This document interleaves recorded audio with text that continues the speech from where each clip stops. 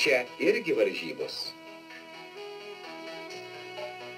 Šeštojo Respublikinio vandentiekio ir kanalizacijos darbuotojų profesinio meistriškumo konkurso dalyvius pasveikino LKP CK skyriaus vedėjas Antanas Daukša.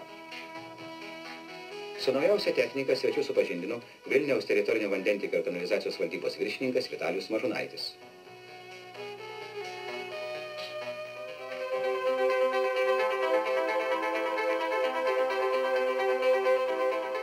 Varžėsi 11 profesijų atstovai. Čia viską lėmė greitis ir kokybė.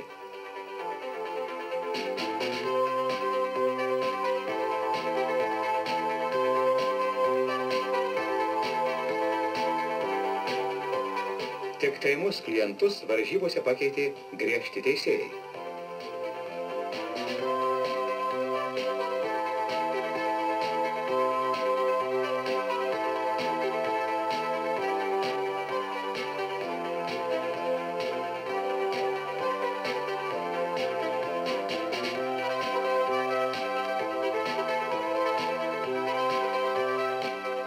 Pirmą kartą varžybas laimėjo vilniečiai.